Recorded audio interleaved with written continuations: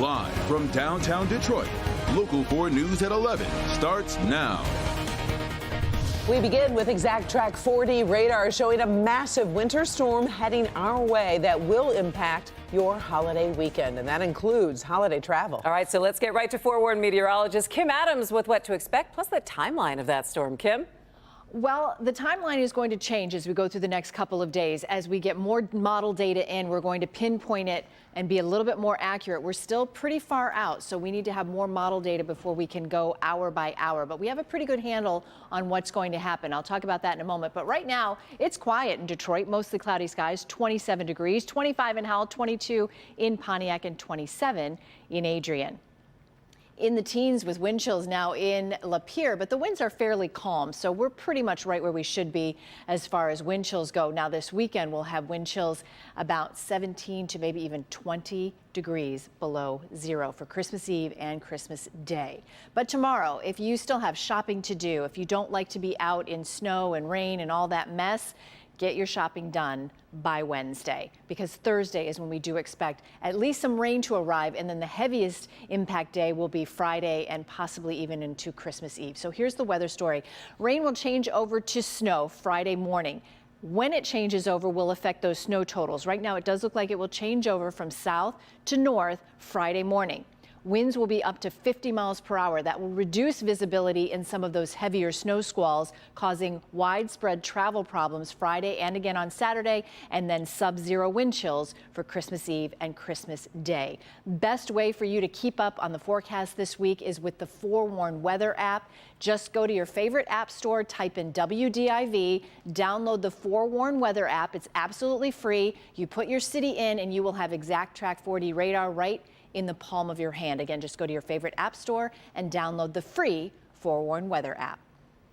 All right, thank you, Kim. We are following breaking news from Detroit's east side, and that is where police are looking for this woman in connection to a shooting right outside of a Detroit police station. Police say the 28-year-old was involved in some sort of domestic dispute. Chief James White says these types of situations are becoming way too common. Everybody's got a gun, and unfortunately people impulsively use them, and we find ourselves dealing with these situations all too often. But you know, domestic situations are volatile, as you indicated. They're unpredictable, a lot of emotion involved, and unfortunately she made the poor decision to use a weapon to assault her domestic partner. The shooting happened this afternoon in the parking lot of the 9th Precinct on Gratiot. Police say the victim was walking into the precinct when he was shot. We are told he's expected to survive.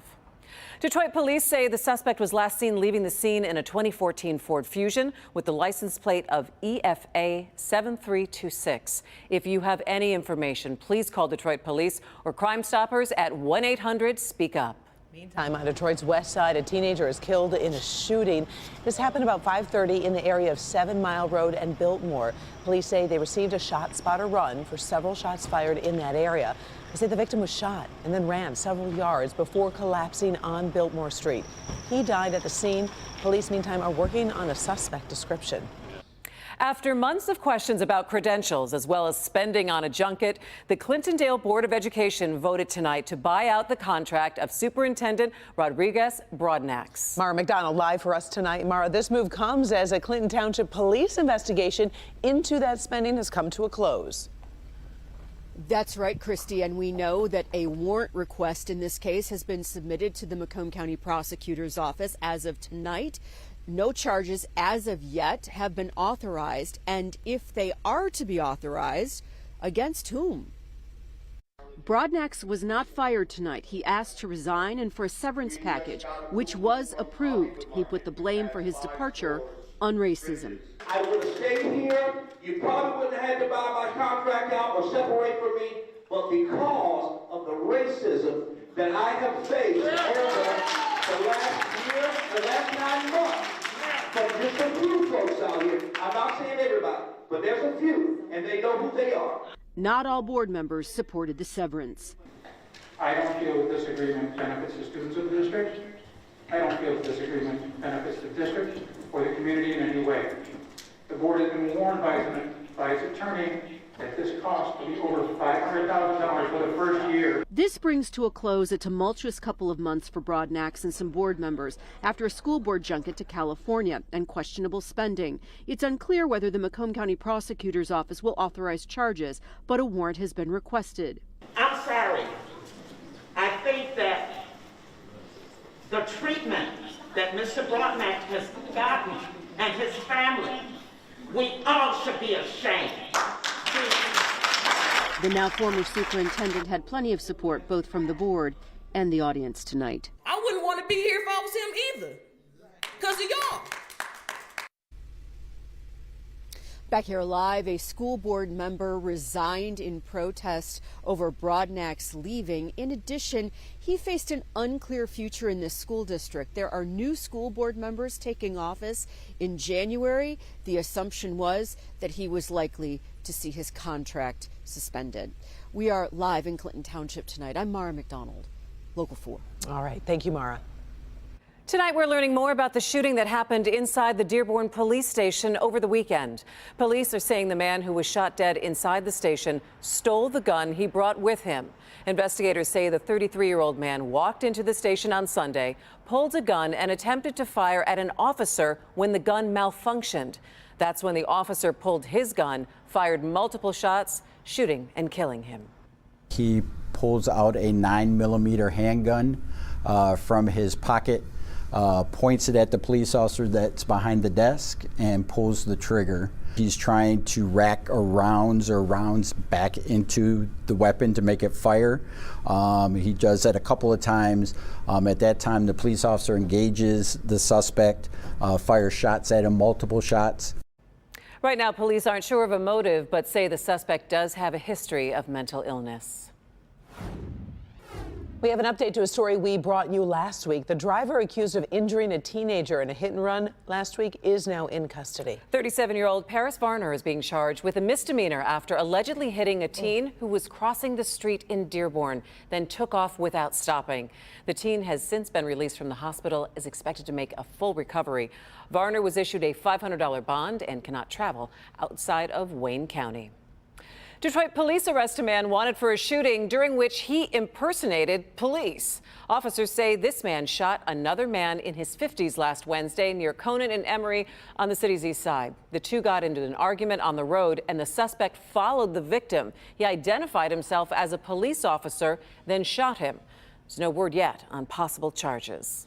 The man accused of threatening people at a local synagogue was in court today for a preliminary hearing. Hassan Shakur of Dearborn is being charged with ethnic intimidation for an incident at Temple Beth El in Bloomfield Township on December 2nd.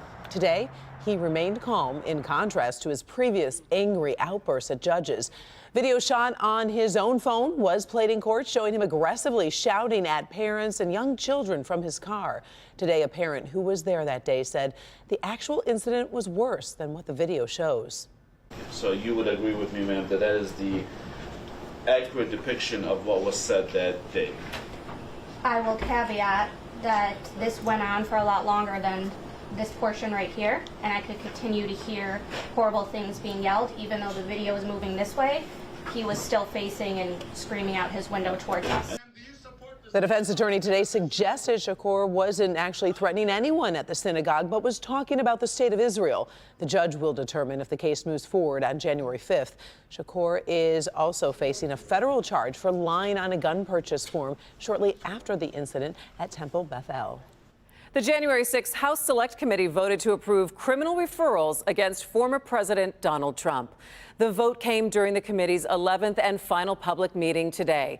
The committee unveiled 4 criminal charges, including obstruction, conspiracy to defraud the U.S., and inciting an insurrection at the U.S. Capitol back on January 6. The referral marks the first time in U.S. history that Congress has taken such action against a former president. In addition to being unlawful, as described in our report, this was an utter moral failure and a clear dereliction of duty. It will now be up to the Department of Justice to decide whether it will pursue any charges. Disgraced Hollywood film producer Harvey Weinstein is found guilty of sex crimes in his second sexual assault trial. The 70-year-old is already serving 23 years in jail after being convicted of rape and sexual assault in New York. Today, a jury convicted him of 3 of 7 charges against him, including rape and sexual assault. The charges were connected to accusations from 4 women back in 2005. Weinstein now faces decades more in prison.